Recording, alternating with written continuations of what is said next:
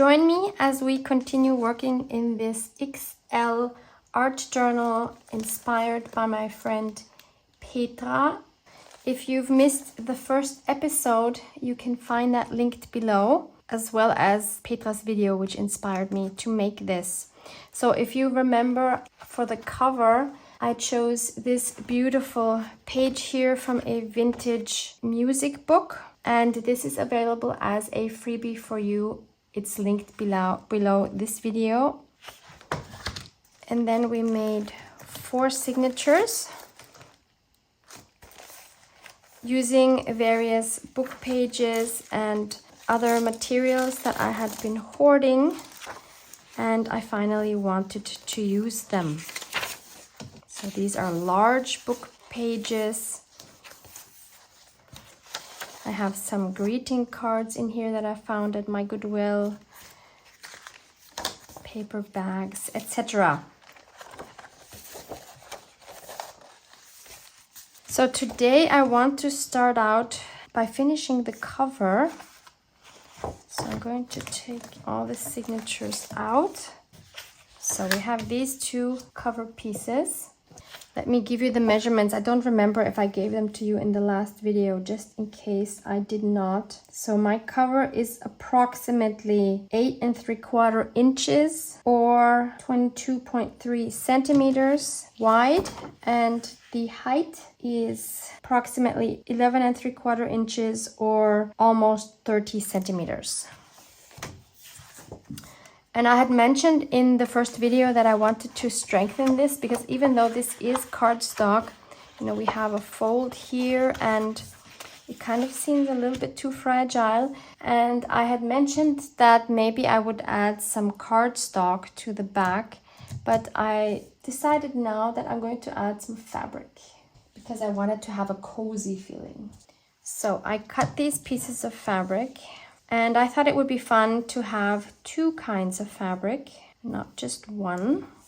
So I want to adhere these overlapping a little bit so that we have something like this on both the front and the back.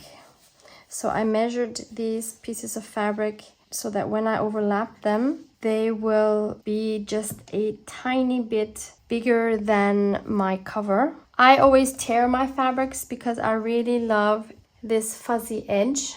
When you cut them, you do not get this, but of course you could fray your edge after you cut it as well. But by tearing it, you don't need to do that extra step. So the first thing I want to do, and this is not a must, but I will take this to my sewing machine and adhere these 2 fabrics to each other. And by the way, they're both Tim Holtz. This one is called Butterflies and Moths, and this one is called Typography. Very straightforward. I love it. So I'm going to check that if I lay my cover page on top, that I do have the fabric peeking out all around, more or less evenly. And then I will take some pins and pin these together.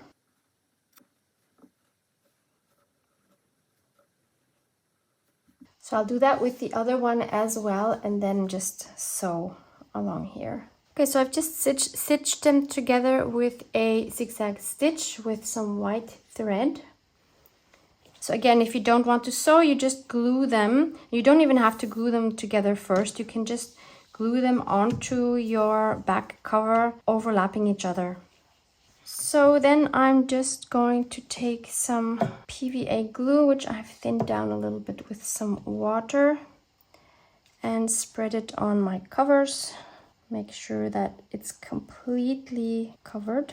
Since I'm putting such a thin layer, I am just going to do one side and then move on. Then we'll add the fabric. Just turn it around to make sure that I have put it in the right place.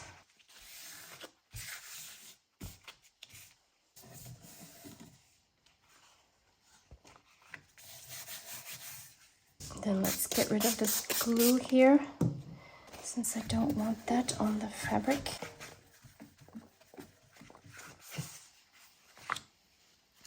And then we'll just continue section by section and adhere the fabric.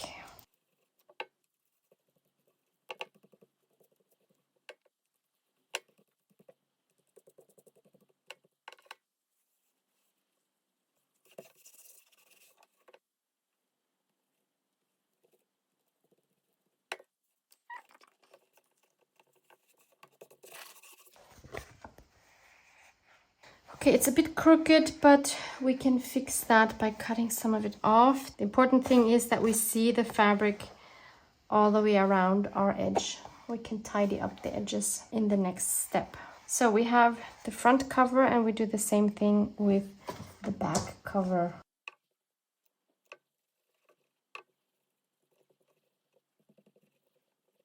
It's probably easier since this is the smaller piece. Let's clean this again. To put the fabric down and then to put the piece on top of the fabric. And I am paying attention to the direction. So this needs to be up and this is up. Yeah, this is definitely easier.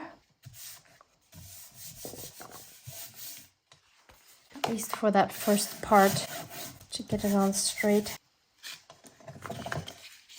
There are also spray adhesives, of course. That would be easier. I just don't know how permanent they are. I don't have experience if that would still be adhered well a few years later. If you have that experience, maybe you could leave a comment below so that we can all learn from you.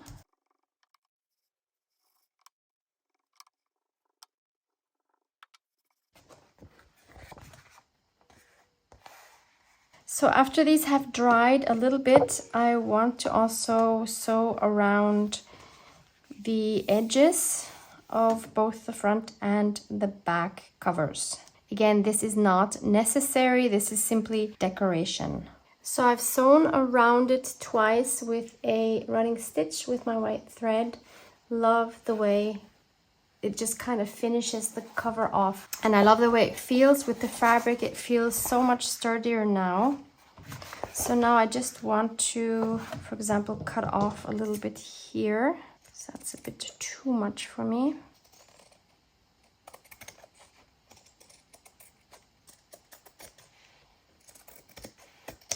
And then of course I'm going to fray it again.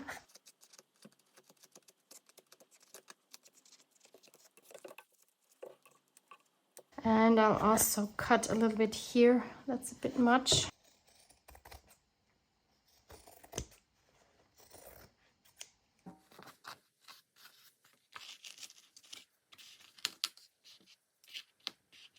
And also here, I don't like this part.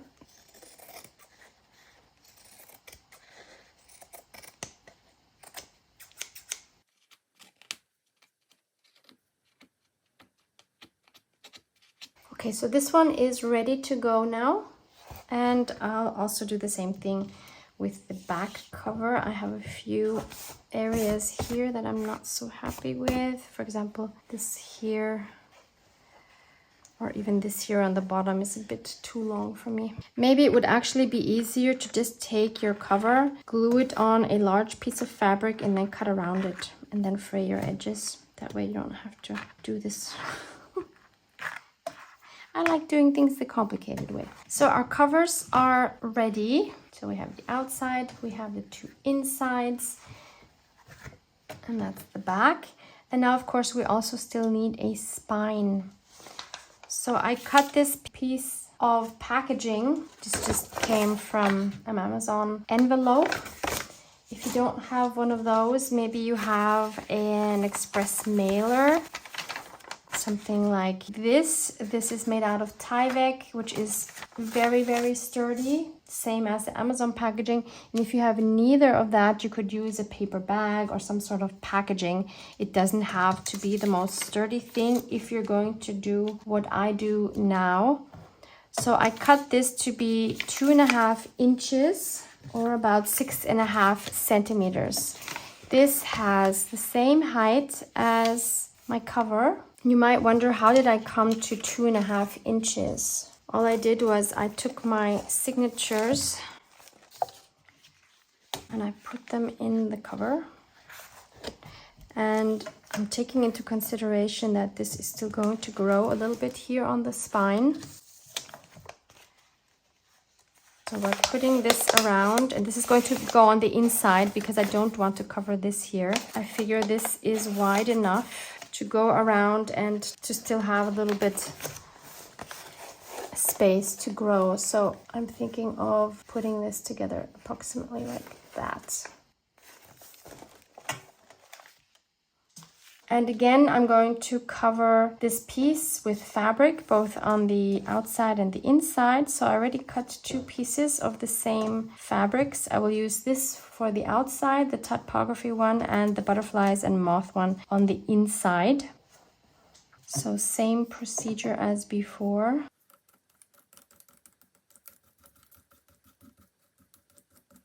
So again, I've cut the pieces just a little bit bigger than my piece of packaging.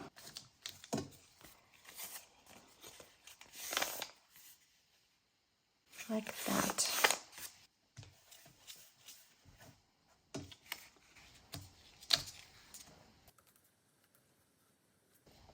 I keep coming back to this method of using fabrics on my covers, especially if they're soft covers.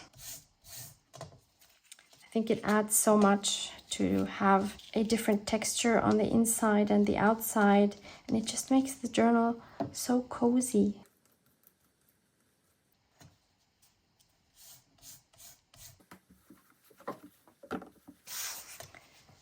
And then we do the same thing on the outside. I just want to again make sure that I'm working in the right direction.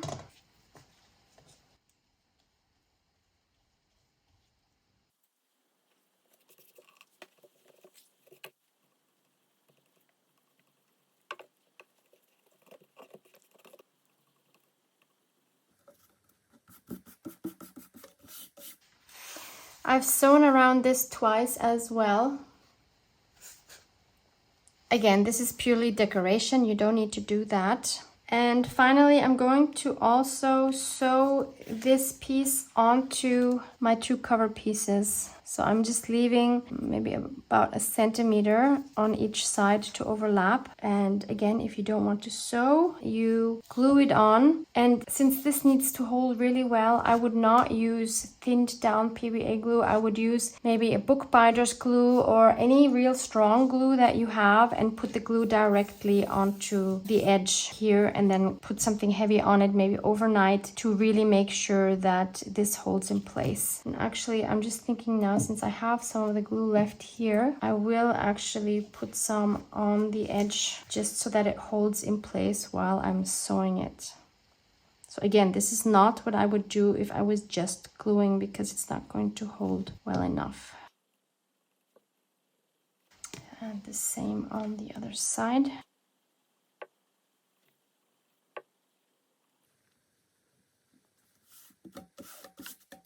And let's carefully turn it around and check it from the outside. This moved. As you can see, this glue does not hold well. I'll take this to my sewing machine. Okay, so here we have the spine sewn on. In the front you can't even see because I went right along those same lines that I've been sewing before. So this is what it looks like from the outside, and this is what it looks like from the inside. And when we fold it now, we see this edge, and I think this fits so well to the image that we have here with the colors. And even though I'm not actually going to sew in my signatures yet, because I want to add all kinds of things onto them, and that's easier while they're not sewn in, I do like having the feeling of having a finished cover rather than just having all these loose pages. It's so hard to show you this because it's so big. So this is what we have from the top. It definitely still has room to grow. I love the way this feels already. I'm telling you, if you've never tried the combination of paper and fabric, please try it. It just feels amazing. Maybe you remember from my previous video, I also had all of these pieces here that I wanted to potentially include in this journal. And I think I could add some of these to the cover. For example, for this back inside cover, I saw something that might work. Yeah, this one here. This is torn out of an art book. And I think this makes a really nice image for a pocket. I think I'm going to tear it down a little bit. Yeah, that's better. And then underneath, again, I want some fabric, but I want a different one. I have this one here, which I dyed a long time ago with coffee for another project, and then I never used it. This is also Tim Holtz, and it's called London Gridlock. It is also one of my favorite fabrics. I think I want to use some of this lighter part here. Let's turn it this way so the numbers are upright. Yeah, I think this works really well with the colors, but I want to cut it down, make it a little more narrow. I do want these numbers here showing. So let's first determine the height. And since I don't want to cover all of this up, because why else did I go to the trouble of using two kinds of fabric? Let's tear it here so that at least we can see some of the edge still. What I do not like is the fabric is coming up here. So I will back this with some more packaging to make it more sturdy. So this is the same packaging that I used for my spine. And this time I don't mind if a little bit of the packaging peeks out over the edge.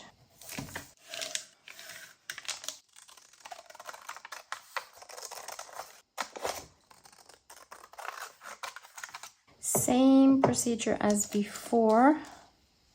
I decided to use this side of the packaging because it was bending towards the other direction, and I don't want my pocket to bend like that. This time I'll just put glue on the whole thing because the piece is not that big.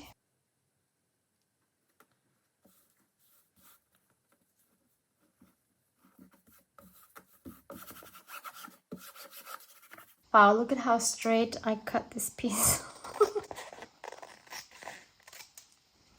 And then we can attach this here.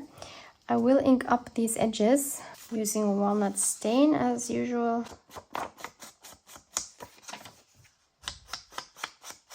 I'll just add a little bit of glue here to the back, and again I'm going to sew this on my pocket. So obviously if you're not going to sew it, then make sure it's adhered really well. So here's what I have after I've added some stitching. And of course I could have also made this here into another pocket in the front here, but I don't see the need to. So I can just adhere this onto my back cover, and this time I'm just applying the glue straight onto my pocket.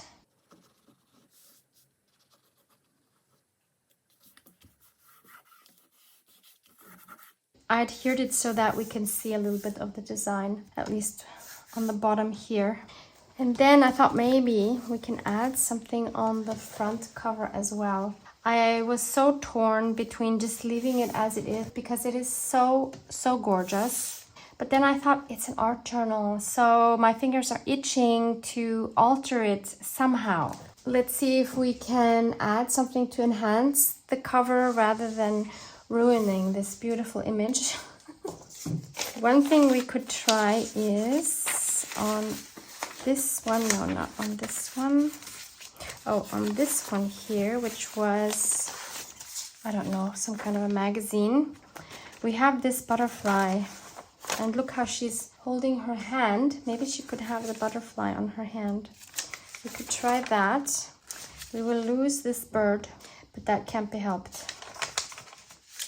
I could still use a portion of it actually. If you use the freebie of this cover, You could go ahead and make all these lines that you see here in silver and gold metallic, because mine are metallic, you see, but of course if you print it, it won't be metallic. So maybe that's something you want to do, especially the gold here I think would be really nice. You could either use some watercolors, acrylic paint, metallic markers. There's lots of things you could use. So let's see if this would work. I actually love the fact that it's so much larger than a butterfly would be if it was proportionate to her. This of course makes it beautifully whimsical. It could just sit there on her wrist. I love it a lot actually. Yeah, it's boring without. She needs something on her arm. I could also search for a bird, but I really like this very huge butterfly. Oh my goodness. And seeing this now, I would love it to not be completely flat. I want this to be a little bit dimensional, so I'll have to mount it on something. I will glue it on some cardstock and then cut around this again. I've also re-inked the edges, so now this is a lot more sturdy. And I don't think I need to do anything else because the wings are already standing up a bit. I don't really want to put foam tape underneath because I don't want to make the cover bulky. I do want to add some white thread to symbolize the antennae, very abstractly. Yeah. So let's glue this on. Now only add glue here towards the center and not on the outer wings. That way we still have some movement, but it's still also pretty flat. Love it. And if you remember, I also had some beautiful tissue paper. This is also Tim Holtz. So I could have also added one of these birds onto her arm. That would have also been really cute. But I'm very happy with the butterfly. There's also this one. These beautiful roses. I'm wondering if, specifically the yellow one, since we have yellow here, if we could add like this portion down here. I need to try it in the hope that this is going to work. And the reason why I'm putting it here is because there's a diagonal here and it creates this dynamic. Maybe I'll add some more yellow. I have some more flowers here, maybe up here, but I'm not sure yet. So I'm going to take a paintbrush, and I have some very dirty water here. Should be okay. Too lazy to go change it now. And go around here just like I would with a napkin in the hope that this will tear. I've never worked with this tissue paper, so let's see if this actually works. And this should, in theory, become transparent once we have it on our cover. That is my hope, otherwise it's going to look horrible. So that is working, not quite as easily as with napkins, but it's working. You could also cut it with your scissors, but I don't want it to have a straight edge. Again, I don't know how much we'll be seeing of that edge, hopefully not at all. Just in case we see it, just a little bit even, I want it to be fuzzy.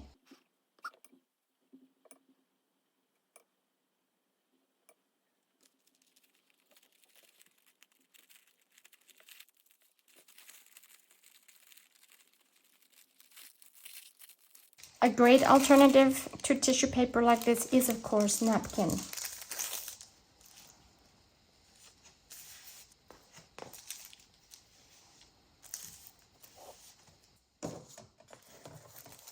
I think it's a bit big.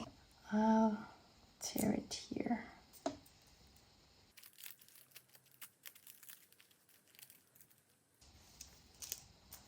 I like that better this way. I don't have to go over her legs. Wasn't loving that. And for this, I'm going to use my beloved Liquitex matte gel. So I'll add this underneath. Since it's matte, I do not have to worry about it showing around my image.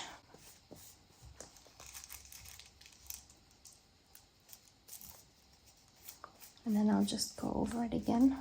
Oh, it is not turning transparent. Look at that. Somewhat, it's translucent, but not completely transparent. So I am super happy that I made fuzzy edges.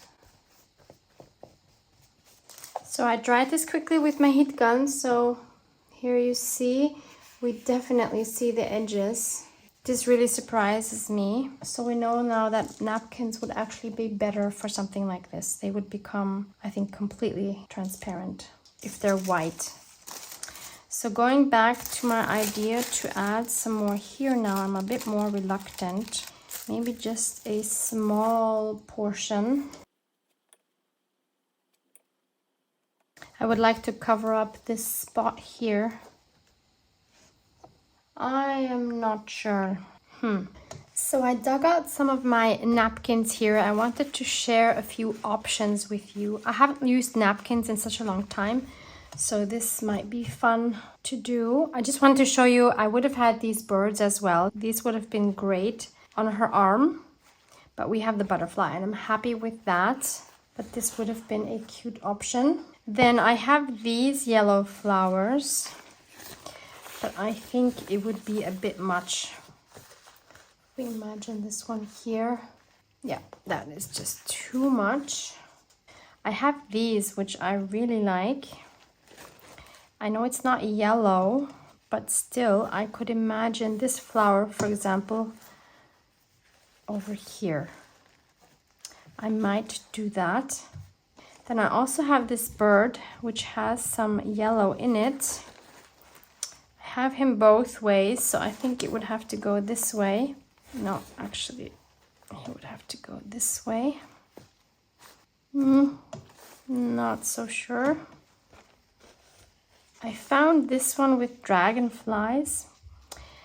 What I want to try is to take one of these, either the small one or the medium-sized one, and see what it looks like in the middle of her hat. Definitely going to try that. Then we have another butterfly that we could place somewhere. We could think about that. There's another one here, but this one might be, yeah, that's a bit too loud for me. This one as well. So I'll try this one. And then I love these poppies. If I am brave, then I will try to put one of these on her dress. Yeah. I'm so afraid of ruining it. And then I also have these two because I like the sentiment. So enjoy simple pleasures. That would be really nice as, you know, a title for the journal somewhere. Or also think happy. That would also be cute. So let me tear some of these and then we'll go from there. So this will be a lot easier than tearing the tissue paper. Whoa, have to be careful here. I had a bit much water on that.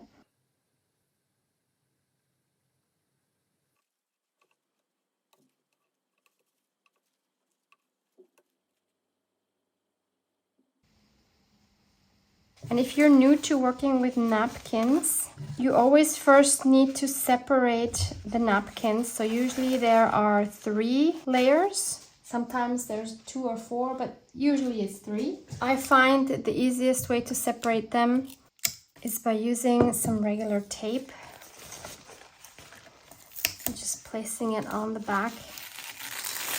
And that will tear the first layer. And then you might think that's it because it will feel very thin, but it's probably not. So use the same piece. Oh, is this really just 1 layer? What? I cannot imagine. Okay, this might be one of the very few napkins that only has 2 layers. Will you look at that?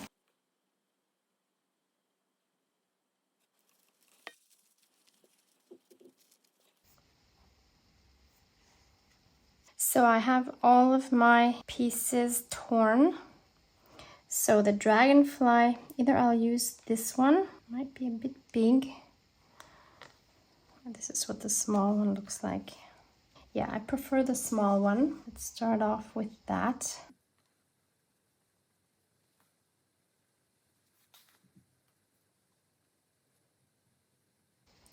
Not super visible, but it's there, we know it. So you see the edges blend in better than on this one, for sure.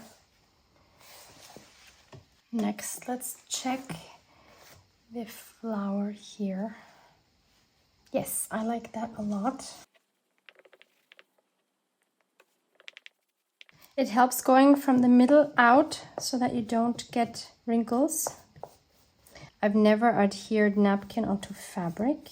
You do have to be gentle because obviously these are very fragile. Then, are we brave to add this one? I don't know. I don't know. What does it look like if we just put something like this or this? This one is very in your face, but I mean, it is the title of a journal. This one blends in beautifully. I think I'll go with this one. Is this the right spot? Yeah, I'll put it down here. I love how we can still see the design underneath. It's kind of hard to read, right? It's okay. And lastly, do we want this butterfly? Or does it take away from this butterfly?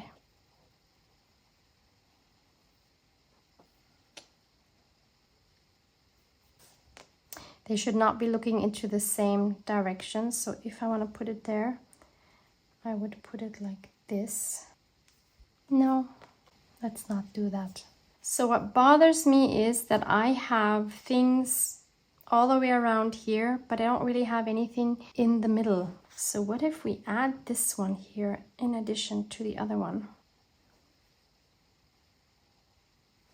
Yep, I'm just gonna do it.